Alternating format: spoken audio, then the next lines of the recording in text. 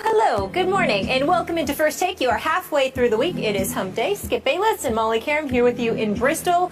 Stephen A. joins us from San Francisco. Gentlemen, what's the good word? What's going on? How y'all doing? The Golden Gate behind you. I like that. San Francisco? What? Worldwide, Stephen A. Well, my services were requested, Skip. I'm out here hosting an event tonight in Walnut Creek with the great Joe Montana. Well, say hello for me, if you would, to the greatest quarterback who ever played. I will make sure I do that. Yes, sir. Big time over here. Yeah. We appreciate it. We've got a lot to get into today, some really hot topics. Coming up, why does Floyd Mayweather always have to defend his greatness? We'll share his latest comments and if they're necessary. Plus, by now, most of you have seen the high school football players who targeted a ref. But now we have new information, and there's a whole other angle of this. We want to get you guys up to speed and to react. But first, we kick things off with Brandon Marshall, who on Showtime's Inside the NFL last night, and the topic of conversation was Deflategate in the battle between Tom Brady and the NFL. Here's what Marshall had to say. I think that there's three different types of players' view in this thing. Number one is the fighter. I think there's guys that's in the fight with Tom. The second is cowards. I call them cowards. That's the guys that are afraid to face Tom Brady. They want him suspended. I don't believe in that. And the last type is the race card. There are a lot of players out there that believe that white players, specifically at the quarterback position, are treated differently. It's not just African American players. I've had this conversation with Caucasian players as well. The most important part of this whole discussion is for the process for the players. They just want the process to be fair and right. They just want to get it right. Marshall never holds back, Stephen A. What's your reaction to those comments? My reaction to it is that I think it's unfortunate. And the reason I think it's unfortunate has nothing to do with the veracity of his comments. He certainly makes sense, and he's absolutely right when he talks about the fact that there are a plethora of African Americans within the sport of football and those connected to players playing in the National Football League who happen to be black that absolutely positively feel that way. But that's just a microcosm of society. I mean, who you tell me you go on the streets anywhere in the United States of America and you locate a black man that does not believe that the rules are applicable in a different fashion to him compared to that of a white male. I'm trying to tell you, you'll be hard-pressed to find one. That's just not reality. Everyone recognizes in the United States of America, particularly when it comes to white male, that there's a different standard upon which they're held. So when you look at it from the perspective of what what Brandon Marshall is saying, from a macro perspective, he's absolutely right. But Skip Bayless, the reason why I would label it unfortunate is because at the end of the day, if you're working there for Showtime, if you are a football player within the National Football League and you happen to be black and you use the Tom Brady analogy to bring up racial disparity, it simply doesn't hold water. And these are the kind of things that hurt us in terms of addressing the issue of inequitable treatment because it simply makes no sense and it doesn't hold water. When you look at Tom Brady, you're talking about an individual that is being pursued by Roger Goodell in terms of a suspension because of deflated footballs.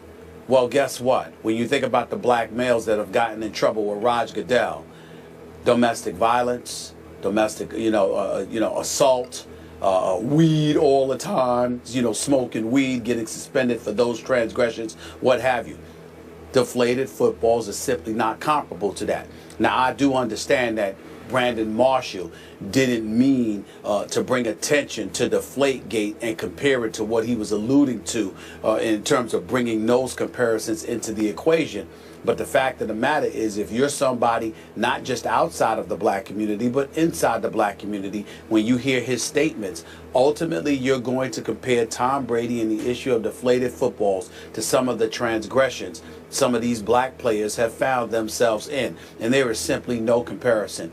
Deflated footballs or not, Tom Brady has been a model citizen. He has been an ambassador for the National Football League. His integrity, the way that he lives his life in terms of his quality of life, how he conducts himself as a law-abiding citizen, he doesn't even belong in the same sentence as the Ray Rices of the world, the Greg Hardys of the world, and others. He simply has no place being drawn, having his name thrown in there. and by Brandon Marshall making the statement that he made, although from a societal perspective, there isn't a black person worth their salt that can even remotely deny the veracity of his comments, this was a bad example to use it from. We're talking about Tom Brady here and the issue of deflated footballs. When you talk about the fact that, you know what, whether or not somebody black would have gotten away from this and all of that other stuff, it makes absolutely no sense in this argument whatsoever, because the black folks that have gotten in trouble in the National Football League, it hasn't been for deflated footballs. It's been for, some would say, violent crimes. That is the difference. And I think that his comparison was misguided in this particular situation. As you know, I always defer to you when it comes to this matter on this show. I had no idea which way you were going to go, so I tried to open my mind and listen to every word you just spoke. I hear where you're coming from. Now, again, I'm going to look at it a little differently here. And I'm with you on your societal perspective. I get that. Now, I'll speak as a white guy here. Obviously, in the biggest picture, are there racial undertones to lots of interactions that take place every day in this country between white people and white people and white people and black people? Yes, there are still racial undertones. We know that. Okay. I accept that. I try to fight that, but I accept it. Now, back to this. This was a strong statement that our guy Brandon Marshall made, and I'm a big fan of his personally. We've talked about him. I like him very much personally.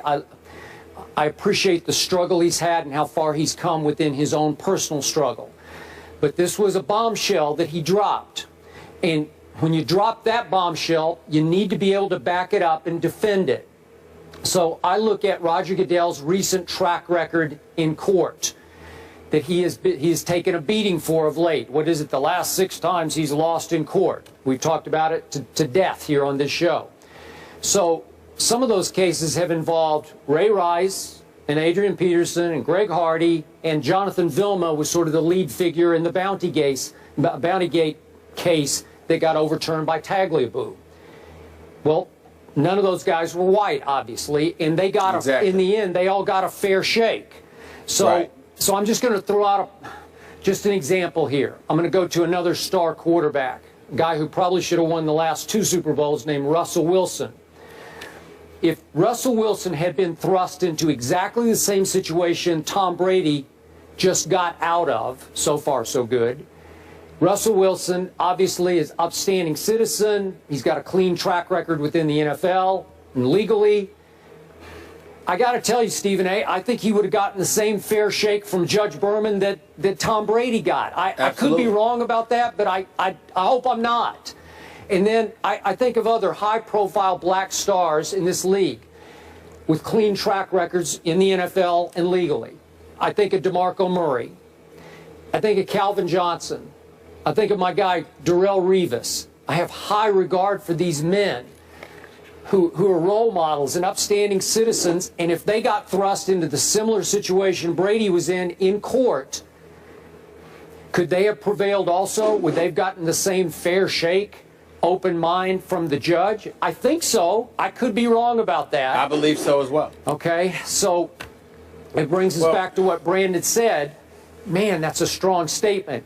Many times we talk about how it applies here, how strong I was about what Riley Cooper said.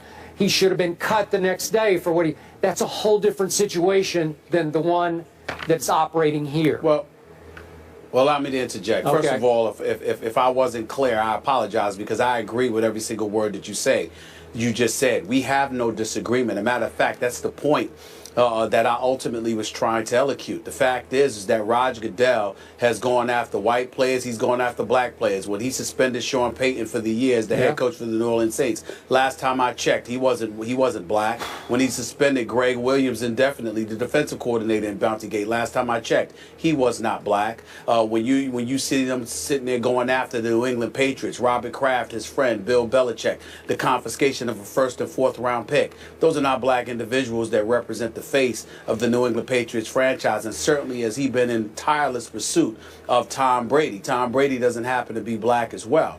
And so the point that needs to be made here is, while we appreciate the level of sensitivity Brandon Marshall continuously strives to display, and we definitely appreciate it, in this particular instance, I think his arguments are misguided. Because from a macro perspective, meaning a societal perspective, whereas I think that he's absolutely right, I don't think that's a case that can be made when it comes to the National Football League. And allow me, Skip, to take this a bit further, both Skip and Molly. What I'm deeply appreciative of when it comes to the National Football League is that Raj Goodell goes after everybody equally, it appears. But the other thing is that let's keep in mind how some of the more upstanding African Americans in the National Football League have been mistreated by their own. When Jonathan Martin was enduring a bullying scandal with Richie Incognito, the guys within the Miami Dolphins organization seemed to side with Richie Incognito, going so far as to label him an honorary brother. Now, Jonathan Martin has subsequently come out